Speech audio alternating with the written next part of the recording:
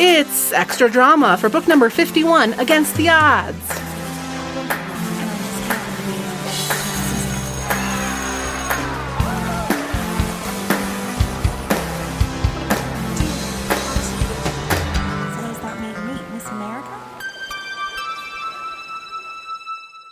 Drama. Very nice. Hi, Mary Parker. Hi, Gladiators. It's me, Marissa Flaxbart, your friend and host of this podcast. Extra Drama is a place where we can talk about all of the ways that this week's Sweet Valley High novel, last week's Sweet Valley High novel, made us feel about the past, the present, about these characters.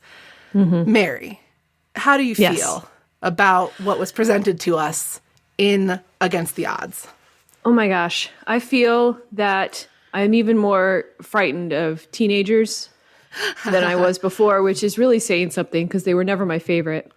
But any minute, any one of them, no matter how socially awkward or, seemingly annoying, could in fact be on the hook for $2,000 to Big Al, which would be a problem. And I'd have to solve it with soccer. That would be hard for you to have to solve it with soccer. You're no soccer boy. I'm no soccer boy. I'm not even a soccer lady. I'm what's the opposite of soccer? Oh, this is a good Parcheesi, question. Sure. Parcheesi gal. Yeah. I don't know how to play that either. Well, then it was not. You got to pick something that you can do. Go fish. Okay, I can do go fish.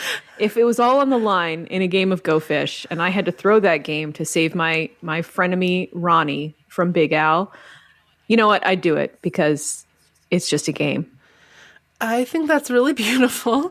An interesting lesson to have taken away from this book. I have a guest that I want to come on a future episode of the show. And I said to him, hey, you're a money guy. Like, you are an expert in the area of money.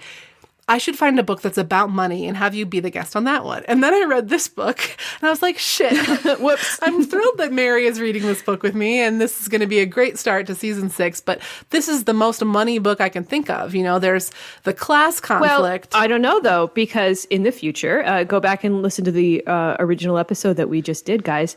But Jessica just got a job and she might have a paycheck. There could be a story in the future that your money guy would be perfect for. That would be great.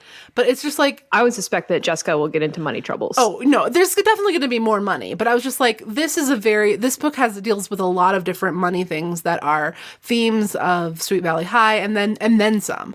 Because we've had the thing before where kid gets himself into trouble. It's usually a boy, interestingly enough. In these books, gets himself into trouble because his family is poor or poorer than he wants to be.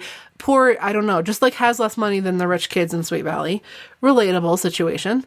I mean, depending on who you are, but most people aren't rich, so there you go. It's just that Ronnie has less money than the other people in town. His dad is a business owner. He runs it on like grocery. His parents are divorced. That's expensive. Yeah. So, he just wishes that he has more. He complains about the Toyota that he drives. Like, at one point, there's a moment when he's driving up to Bruce Patman's mansion where he's so excited that he finally has this red Mustang to drive because he always felt really shitty driving his Toyota up to that part of town where everybody had like a Lamborghini or a Mercedes or something like that. And, this is another point in the book where I didn't have a lot of sympathy for Ronnie. I, in high school, drove I'd say it was 15, maybe 15, more than 15-year-old Nissan that every time I turned, the CV joints would creak like a spooky door in a haunted house. And it was fine. Yeah. It was like, I survived. I drove a maroon Plymouth Voyager in high school. That's a van. I don't think exists anymore. Well, it can't exist anymore because Plymouth doesn't exist anymore. But that's what I drove. It was great. I was so happy to have a car to drive. I was so happy too. Yeah. I mean, maybe the Sweet Valley is different, and every teen is issued a car on their 16th birthday. It's California. But, yeah. And I even went to a school with a bunch of rich kids, and I was the poor kid. And I was still so happy to have my 2-door Nissan with a giant orange rust spot. And it came with bumper stickers for 9 Inch Nails and New Hampshire Public Radio. Like, I was living large. Perfect. I know. It was you great. You couldn't have picked them better yourself. I appreciated that car until its last sad gasp. Yeah. In order to drive my car to... Like, in order to have the car to drive, it was not my car. It was the family car. I had to get up at like 6 o'clock every morning to drop my dad off at the train station. He took a commuter rail train to work. Mm-hmm. And I had to stop whatever I was doing after school, which was always something. It was always play practice or show choir practice, and go pick him up when the train came back. Of course. And that was the toll that I had to pay in order to be allowed to drive the van. And I was very willing to pay it, and never even thought about having a nicer car. I mean, granted, I wasn't living in Sweet Valley. It's not that this isn't like a relatable issue, I'm sure, for many kids, just not for me. And it sounds like not for you either. No, there was a girl in my class who I will remain nameless to protect the innocent, but her car got totaled. It wasn't actually her fault. And her parents bought her a replacement car that was a cherry red Mustang convertible from that year, brand new, with white leather interior. This was the level of kids that I went to school with, and I was still happy with my illegal rust bucket that wouldn't pass inspection if it was any state other than New Hampshire. Yeah. Well, maybe the difference here isn't that we didn't grow up in Sweet Valley, Mary. It's just that we're not Ronnies. Because, there are lots of kids at Sweet Valley High that have clunkers. In fact, I think of a Fiat Spider as like kind of a cool sounding car. It sounds like the book describes it as being not that exciting of a car, even though it is a red convertible. That's what the twins drive. Mm-hmm. Then we have, I remember famously, Todd Wilkins. Todd Wilkins famously drove like a Datsun. It was not a nice car. It was like, there's lots of kids every car gets described in this series, right? So most of them are not fancy. And when somebody does have a sexy car, the Rick Andovers of the world with their Trans Ams or whatever, it's like, ooh, look at that. Yeah. It's very sexy. I just Googled a 1980 red Fiat Spider. And to be fair, for a convertible, it is extremely dorky looking. So maybe they're onto something. Yeah, I mean, that's one thing that's going on with Ronnie. But the gambling was strange. Like, sometimes thinking about these books, I think about whether the storyline would make sense in a modern book. And this is one thing where I don't think that the bookies and everything would make any more sense, but certainly like getting yourself into accidental money trouble is something that could fly in a modern, teen story that was realistic. Absolutely. I think the internet offers up like a lot of ways to get yourself into accidental money trouble. Yeah, going on what do they call them? GameStop, yeah. Mm-hmm. Or whatever, and people, yeah, you can get, I mean, there's supposed to be things in place, I guess, to prevent teenagers from doing that. But, you could lie. Your mom maybe could give you her credit card. Yeah. Another one of my rich asshole classmates drove a BMW that he bought himself from investments that he made with money his daddy gave him. So, yeah. Aw. Just a little Bruce Patman in the making. Well, good for him for making smart investments. Yeah, and in order to demonstrate how little he cared about this car, one time when he was giving me a ride, he drove 80 in a 20 mile per hour zone. And I never rode with him again. He gave you a ride? Mary! Sorry, I'm taking the wrong lesson from the book. I'm taking the wrong lesson from the story. Yeah, this was not a person I was interested in, even in high school. Well, that's smart of you to not be interested in the Bruce Patman, but it is still cool that you got a ride from him. Sure. All thinking about all this made me think about the ways that, teenagers, there are certain things that they're more protected from now, even though there's so many crazy, dangerous things that you could get involved in or just know about through the internet, through, all sorts of devious doings. But I think it's easier for me to believe that in the 80s there could be this like teen gambling like ring on high school games that a 16-year-old could accidentally get in trouble with gangsters. This was before the internet. This was before social media. Kids had to fill up their time with something. Right. And not even just kids, anyone, adults, anyone. So maybe getting really into high school sports betting wasn't so crazy in the 80s as it seems nowadays, when you can just watch 10 TikTok videos in a row. Be more entertained. Yeah. At the very least, what this represents is this kind of like borrowing from a cool like 80s kind of action crime movie plot and just implanting that into a Sweet Valley High novel because that'll be fun and exciting. Mm-hmm. So it has a little bit of that kind of fun, like 80s, 90s feel of, you know, there being some kind of dumb danger. Yes. Speaking of which, and you can cut this out if you can't think of any good examples, have you come across any Sweet Valley books that have reminded you of a movie so strongly that you think the writers watched that movie right before they wrote that book? Oh, I think that I have, but I can't think of one off the top of my head. I feel like I probably mentioned it during the course of whatever episode that is. Did this one remind you of a movie specifically, or no, is it more? We were talking about how this particular book uses a lot of bookie and gangster sort of movie cliches, especially from the 70s and 80s. And so I was just trying to think if there's any that I had thought of specific movies that this reminded me of. And I don't have a ton of 70s, 80s action movie gambling knowledge. Well, so it's probably more an amalgam of cliches than anything in particular. But I wonder if they were watching,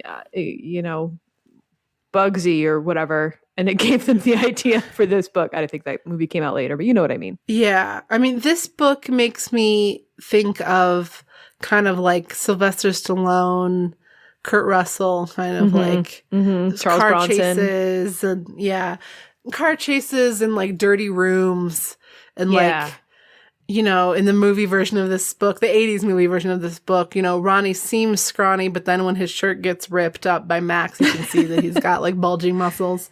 Yeah. Although if this was an 80s action movie version of this, Ronnie would have had to meet Big Al in a seedy strip club so that the movie could have lots of boobs in it. Right. Oh, how else are you going to get the boobs in there, Marissa? Yeah. You can't have them at the high school. That would be wrong. Well, I mean... Oh, wait, no, it's the 80s. They totally would have had them at the high school, too. Yeah, just put in a beach scene. I mean, in Sweet Valley High, if you put in a beach scene, you automatically have bikinis galore. Or even just like a poolside scene at the back of the Wakefield house.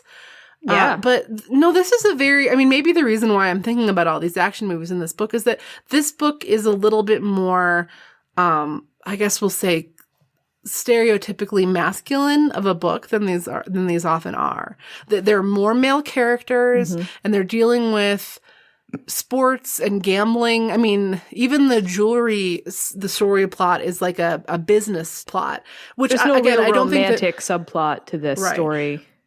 Now, just to be clear, I don't think there's anything necessarily masculine about those things. I just mean we're talking about cliches here. Typical gender roles, cliche gender roles. Yeah. You know, this book is a little bit of a boy book in that sense, which isn't refreshing. And also in the sense that Elizabeth and Jessica don't really have much to do. I mean, Jessica's off making her earrings or whatever, but it's a very page-wise, percentage-wise, a very small story. Yeah. Mostly you're focused on Jeffrey and his worries about Ronnie and his chemistry exam, which are given about equal weight in his mind. No, we spend much more time in Jeffrey's head than really anybody else's, and probably as much time in Ronnie's head as in like Elizabeth's. And other than her big day saving that happens at the end, she serves as kind of like, I mean, she's kind of a nag. In this book. I mean, she's not wrong. Deservedly what so. She's nagging about absolutely. I mean, she's nagging to a good purpose, but that is her role. So, okay, I'm going to totally change the subject. Just one thing that I'm thinking about. that I feel like I want to hear your answer to this. Yes. What do you think these earrings Jessica's making look like? I'm picturing very 80s. So she mentions they're like, I think the first pair she wears is a pair of large black plastic earrings with, I think, some rhinestones on them. Somebody makes a joke, like, are they earrings or are they Christmas ornaments? Yeah. Which is weird since I think she specifically says they're black plastic. You could look that up, I suppose. But I picture them as sort of an abstract shape with rhinestones glued to them. That's what I'm picturing. And maybe the glue work is done very neatly and tidily. But they still, like, I feel the other characters, when they say they're ugly, are justified. The feathered earrings don't sound quite so bad, although, you know, in modern days, the whole feathered earrings thing is a very, like, Coachella girl aesthetic, which is a little bit weird in and of itself. But these are described as colorful feathers, like dyed. So I'm picturing, like, fuchsia feathers with beads, which do sound heinous, but also sound very age appropriate for high school kids. Yeah, and, like, heinous in a fun way. Yes, like, exactly. Heinous in a fun way. Things are fun. Yeah, 100%. Like, high school is if there are any high schoolers out there, this is the time where you can wear whatever the hell you want, you know, as long as your parents let you, I guess. And you can totally get away with it because at no other point in your life will that be acceptable. Maybe that's overselling it, but I seem to recall wearing some very troublesome clothing in high school. Not troublesome in like inappropriate way, but just like, you know, ugly jewelry, colored jeans, band t-shirts that were too big for bands that were probably too violent to be shown to go to school, but no one ever bothered me about it, so I guess it was okay. Just like, you know, bad stuff that you wouldn't want to wear nowadays, or else you'll be that lady that looks like she's dressing like she's in high school in her 40s. Which, I mean, you know you if you want. I think it's fine. Just live your life. You'll get judgy looks. I try to avoid those. Whatever. Here's the thing. It depends on the way person. that your heart tells you to dress. That's what I say. It really does depend on the person. If you have the confidence to pull off Jessica's ugly earrings, then I say go for it, Jessica. There will be a market for it. There's a market for almost everything. I just wish there was a little bit more specific description of the earrings, because I would love to, like, recreate them. Yeah, and she talks about when she buys her $900 worth of jewelry making supplies. She mentions that this guy talked her into buying some Ceylon sapphires, which are pretty expensive. And I'm like, how is she going to mount these? Because I don't think she has like a soldering gun or any kind of metalworking equipment. It sounds like she just mostly uses glue. It feels like whoever wrote this book did some research into like jewelry making ingredients, but not techniques. Yes. Yes, like, absolutely. These are things. She uses a lot of faux pearls and like faux onyx. Yeah, she talks about designing a necklace of faux pearls for the conservative set. And I'm like, you can buy a necklace of fake pearls like literally anywhere, Jessica. That is not a good use of your materials.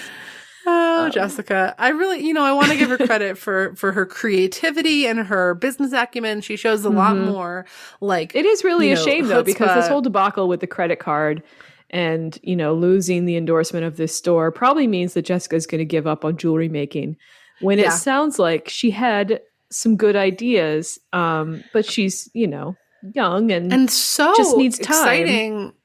Like, it's so special that she is able to put her confidence, which is often like, oversized and misplaced, but she's able to put it into like just going after the sales that she wants. That's, I think, can be the hardest thing when you're creating something. I know I feel this way as a creative person, whatever it is that I'm creating. I have a hard time like asking people to see how great it is, like selling it. If I were making, I don't know, let's say I were making jewelry. I can make jewelry. It's very hard for me to imagine, like, I've made 3 pieces of jewelry and I'm going to call every store in town and be like, I've got the next new thing.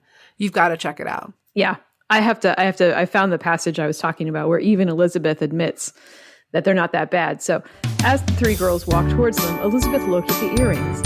She wasn't crazy about the design, but the small, brightly colored feathers did set off Kara's complexion nicely. So there you go. Perfect. Looks good on Kara. Even Elizabeth, who hates these earrings, it admits that they look nice on this one girl who's wearing a pair of Wakefield Originals. So let that be a lesson to you, gladiators. If you wear things with confidence, they'll look good on you, even if they're objectively ugly. It's so true, though. Yeah. Further pieces of advice we can think of from this book. How about the thing I said at the end of last week? Don't bet money on high school soccer games, especially not with known bad guys. Yeah, don't borrow expensive cars from people with nicknames like Big Al. And since more of our listeners are probably moms or mom age than teenagers, I don't know for sure, let's go ahead and add in, don't just hand your reckless 16-year-old your credit card. Absolutely. And if you do give your 16-year-old your credit card, which, people need credit cards for things, probably she should get her own, but whatever, to help her establish her credit if she's responsible with it, or ruin her credit, I guess, if she's not responsible with it, which maybe is a bad idea. I don't know. I'm not a parent of anybody, let alone a teenager. But if she does run up a big charge on the credit card, maybe advise her to pay more than the minimum if she can afford it. So that it doesn't become a heavy weight. See, this is what I'm saying. It's a money book. It's a money book. I should have gotten my money guy. But no, you should have had the money guy. But also, it's ironic that this whole credit card debacle blew up in their faces, because I do think Jessica is actually a prime person to get a credit card, to be given a credit card by her parents with an extremely low spending limit. Like, I don't know how low you can go on a credit card, but let's say $200 or $300, and let her go hog wild, because that's the only way she's going to learn. You can tell her till you're blue in the face about money and math and blah, blah, blah. Give her a credit card, let her run up debt, and then make her figure out a way out of it. That's the way to make Jessica learn at low stakes. Yes. So I like that we have gone into giving very specific parenting advice just to Ned and Alice Wakefield regarding their youngest child. Look, if you're raising a Jessica, sometimes you need to let them crash and burn in a controlled environment and then let them deal with the consequences. Advice if you're raising a Jessica, I can write a book. From my memory, if you're raising a Jessica, there are plenty of Jessicas out there, and presumably someone's raising them. Let's hope so, and more power to, or Godspeed to all you Jessica parents out there. Absolutely. And with that, I think we can probably close up this excellent and exciting and varied episode of Extra Drama. Mary, thank you again so much for being here. Thank you so much for having me. Welcome back to Sweet Valley Diaries, everybody. I hope you're excited for the season ahead. And again, please do tell everyone you know about this podcast so that our listenership can grow and grow, and we can take over the world and teach everybody about why the 80s are great, and also things that are not so great about the past. I don't know. How about that? Is that a lesson of this podcast? I think it might be. Yeah. If the lesson of your season is ways in which the 80s were both good and bad, I think that listeners will be curious about what could have possibly been good about the 80s. It's a deal. Hear that, gladiators? All right. Now, so tune in next week for what's next. Mary, do you want to tease the listeners for what's going to happen in book 52? All right, gladiators, just a warning that this is really going to be coming out of left field for you. So not much of a tease, but a little hint at what's coming next. What's come over John Pfeiffer? Find out in Sweet Valley High number 52, White Lies. If you want to know what's come over John Pfeiffer, you're going to have to tune in next week. He can't be worse than Ronnie. John Pfeiffer? No, I think John Pfeiffer might just save the day in this one. Yep. Will Elizabeth and Jessica be involved? Only time will tell. And depending on when this episode comes out, everybody get vaccinated. Yay! Yay! I forgot to ask you if you had anything you wanted to plug. I'm sorry. Do you want to plug things? Yeah, I want to plug Getting the COVID vaccine at your earliest convenience, still wearing masks and washing your hands and staying apart from people until we understand the variants. And when you do get the vaccine, please sign up for VSafe from the CDC. It's VSafe, VSAFE.cdc.gov, and tell them about any symptoms you have. They'll check in with you every day so that they can keep track of the vaccines and what they do to people and how they feel afterwards. And with that, because that data is extremely valuable. Does that link only apply to American listeners, or is there some I believe it value? does, because that's Okay. the CDC. So if you are not in America, it is likely that your local, federal or, state health authority has something similar, because they're trying to gather as much information as they can about the side effects right after the vaccine. And then, of course, whether or not you end up getting COVID, those data points are going to do us well in the future to see how well these vaccines do in the real world. Thank you very much. I approve of this message from my science-knowing friend, Mary Parker. I know of science. Yeah. I mean, knowing about science is kind of your job, right? Like, yeah. That's more or less. Yeah. Finding out about science and reporting. Yes, finding out about science. Yeah. All right. Well, thank you for that, Mary. And thank you, Gladiators. Tune in next week to find out what the heck's going on with this John Pfeiffer guy. Yeah, what's his deal? Bye.